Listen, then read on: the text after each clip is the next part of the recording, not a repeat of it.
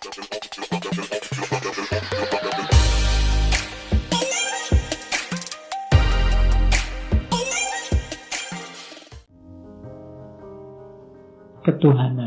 Kenapa kok bukan Tuhan yang Maha Esa? Kenapa kok ketuhanan yang Maha Esa? Bagi saya ini kecerdasan para founding father kita. Kalau jadi bedakan antara bertuhan dengan berketuhanan. Kalau bertuhan atau beragama itu manifestasi fisiknya, manifestasi realnya. Tapi hakikatnya itu ketuhanan. Jadi bertuhan itu kesediaan untuk percaya, beriman kepada Tuhan. Tapi kalau berketuhanan itu kesadaran bahwa Tuhan itu ada. Kalau yang pertama itu dimensinya vertikal, tapi kalau yang kedua ini vertikal sekaligus horizontal.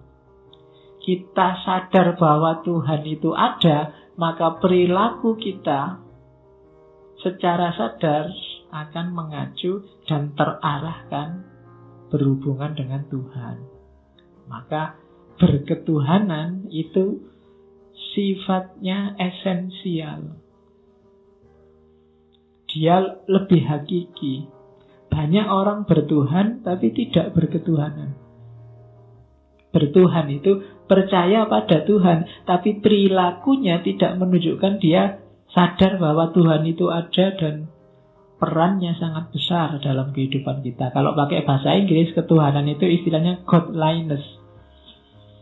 Bukan divinity. Kalau divinity itu agak cenderung ke ketuhanan dalam konteks teologi. Tapi godliness itu di beberapa kamus kadang diartikan kesalehan. Jadi ketuhanan itu godliness. Isinya apa sih? Godliness itu perkataan, perbuatan, pikiran kita itu sesuai dengan nilai-nilai keimanan, nilai-nilai yang berhubungan dengan Tuhan. Itu namanya godliness. Itulah ketuhanan.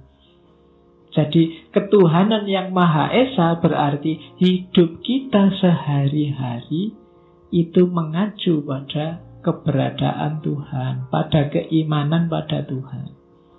Sesuai dengan garisnya Tuhan. Makanya istilahnya godliness.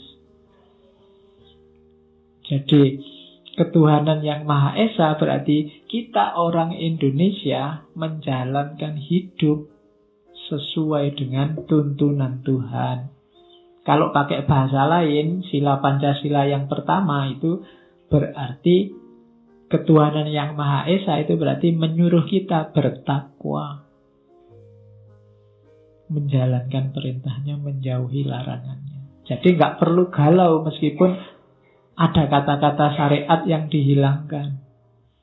Dari sisi bahasanya ketuhanan itu sudah masuk ke godliness, kesalehan. Jadi orang Indonesia itu harusnya orang-orang yang soleh dalam beragama. Dari mana? Sila pertama. Tidak sekedar bertuhan, tapi mereka berketuhanan yang Maha Esa. Dan jangan salah, Esa itu tidak ada hubungannya dengan jumlah. Esa bukan Eka. Kalau Eka dia artinya satu. Tapi kalau Esa, kalau di bahasa Inggris kan Esa itu the only. The only itu ya. Kalau satu itu kan nantinya ada dua, ada tiga. Itu kan ngomong jumlah. Tapi kalau Esa itu ya satu-satunya. Tidak hubungan sama jumlah. Kalau bahasa fenomenologi agama biasanya pakai istilah wholly other. Wholly other itu yang beda dengan segalanya sudah. Itulah maka pakai istilah Esa. Jadi nggak ada hubungannya. Loh, ketuhanan yang Maha Esa satu. Itu berarti agamaku. Agama yang lain kan tiga. Dia nggak ketuhanan yang Maha Esa. Enggak. Karena nggak ada hubungannya sama jumlah. Esa itu kebertuhanan yang only. Jadi segalanya hanya untuk Tuhan. Jadi Tuhan yang wholly others. yang sama sekali berbeda. Jadi orang Indonesia harus soleh dalam hal agama. Maksudnya apa? Beragamanya nggak boleh setengah-setengah. Yang belum soleh berarti belum meng-Indonesia. Yang tidak mau gotong royong dalam tanda petik berarti belum juga meng-Indonesia. Yang tidak berkarakter Bhinneka Tunggal Ika berarti juga belum meng-Indonesia. Itu ada beberapa untuk memperjelas godliness tadi. Misalnya dari Osho, God is a person, godliness is a quality. You cannot become God, but you can be godly. Kalau Tuhan itu sosok, ada sosoknya, sesuatunya. Kita menyembah sesuatu yang namanya Tuhan di luar diri kita. Tapi godliness itu quality. Kualitas sikap, perilaku, kata-kata kita yang berkarakter ketuhanan. Engkau tidak bisa jadi Tuhan, tapi engkau bisa godly. Berkarakter Tuhan. Kayak di tasawuf, takholak bi ahlakillah. Karaktermu ahlakullah. Karakter ketuhanan. Jadi kita tidak bisa jadi Tuhan, tapi kita bisa berkarakter Tuhan. Itu Osho. Osho mistikus India, kontemporer, kontroversial. Dia ini mistikus tapi gagasannya dijadikan rujukan oleh orang-orang ateis. Sangat kontroversial. Kapan-kapan kita temui beliau. Pemuja-pemujanya banyak, yang menghujat juga banyak. Jadi cirinya orang itu luar biasa, banyak yang menghujat. Berarti apa? Inspiring, membangkitkan orang untuk mikir. Baik untuk setuju atau untuk tidak setuju. Itu berarti orang hebat. Bikin orang mikir untuk setuju atau untuk tidak setuju. Termasuk Osho.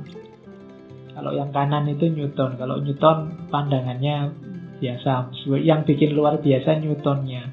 Kita mengenal dia ilmuwan, ilmu eksakta, tapi cara berpikirnya sangat religius. Godliness consists in the knowledge, love, and worship of God. Karakter ketuhanan itu cirinya pengetahuan, cinta, ketundukan pada Tuhan, humanity in love, kemanusiaan dalam rasa cinta, righteousness, kejujuran, dan good office toward men. Perilaku yang baik pada orang lain. Itu tidak perlu saya jelaskan satu-satu, kalian sudah ngerti. Saya banyak ngomong macam-macam itu sebenarnya di kepala kalian sudah ada referensi-referensinya. Yang susah memang menjalankannya. Kepala kita itu kan mana yang baik, mana yang buruk sudah lengkap. Tinggal bagaimana strategi kita mewujudkannya, menjalankannya. Meskipun tidak boleh kalian berprinsip, Pak saya tidak usah nambah-nambah ilmu lagi Pak, wong tidak bisa menjalankan. Seperti saya bilang, cari ilmu itu wajib. Sukses apa tidak sukses. Urusan sukses tidak suksesnya serahkan pada Allah. Kita wenangnya cuma berusaha. Tidak boleh mandek Pak. Banyak ilmunya tapi nggak jalan buat apa Pak. Nah, itu menurut saya tidak terlalu pas. Yang lebih pas lagi ya nambah ilmu terus dan berusaha menjalankannya. Dan banyak orang kayak gitu. Alah cukup menjalankan yang baik-baik saja yang kita tahu, tidak usah nambah-nambah ilmu nanti mudah susah. Ini sering kontraproduktif. Zaman dulu ada saya lupa tahun berapa di Mesir itu cara berpikir semacam ini. Ada orang ngaku Imam Mahdi namanya Sukri Mustafa. Menurut dia umat Islam itu yang bikin ruwet itu terlalu banyak ilmunya. Makanya terus umatnya, anak buahnya dilarang sekolah. Ngapain sekolah? Bikin ruwet. Yang penting ngerti mana yang sunnah-sunnah, mana yang wajib-wajib sebagai seorang muslim sudah. Tidak usah sekolah. Sekolah tambah bikin ruwet. Nanti yang benar jadi salah. yang salah dianggap benar, wis cukup itu saja. Itu Subri Mustafa. Meskipun akhirnya jadi teror bagi orang-orang Mesir. Jadi ilmu itu penting. Kualitas keilmuan itu menentukan kualitas diri seseorang. Bahkan Allah janji orang yang ilmunya tambah tinggi, derajatnya akan semakin diangkat. Bahkan ada, saya nggak tahu validitasnya, ada cerita bahwa iblis itu lebih takut pada orang pinter yang tidur dibandingkan orang bodoh yang sholat. Kan ada cerita semacam itu. Oke.